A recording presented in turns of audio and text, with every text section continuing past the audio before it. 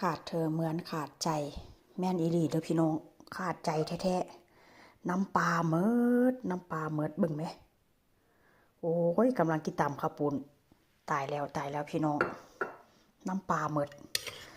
กำลังกินตำข้าวปุ้นจะแม่นซาดกำลังกินตำข้าวปุ้นมึงไหมน้ำปลาบ่มีแต่ว่าค่อยก็ใส่ปลาแดกไปแล้วล่ะใส่ปลาแดกแซ่บไหมไปแล้วแต่ว่าน้ำปลานี่ตีปุระ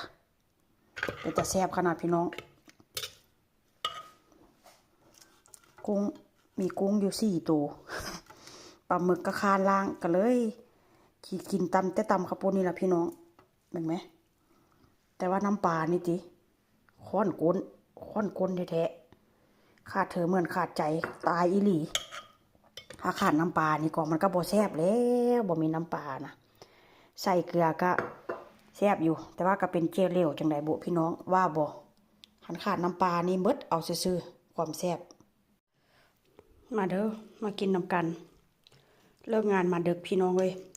เลิกงานมาดึกแล้วชั่วจะเอาลูกนอนเมื่อนี้ก็ตอนแรกก็ว่าจะกินกับตำปลาหมึก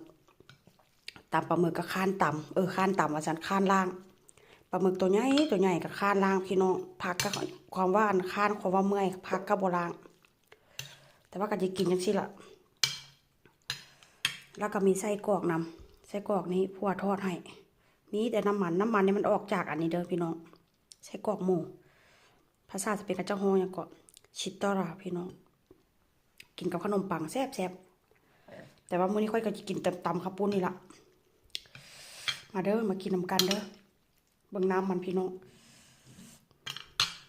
มีฮอดหนวดกุ้งมาเด้อมากินน้ำกันเป็นตาแซ่บแท้ว่ากำลังจะกินตำข้าวปุ้นแซ่บๆพี่น้องเอ้ย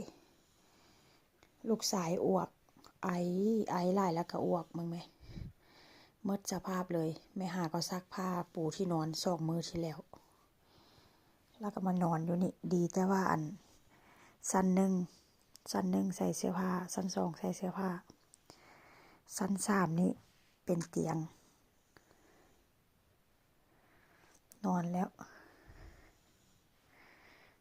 เตรียมอุปกรณ์พร้อมกระดาษทิชชู่ถุงเพื่อเตรียมหาอีกรอบนึง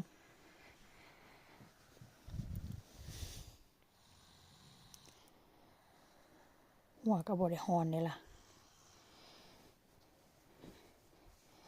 เลิกเวียกมาแล้ว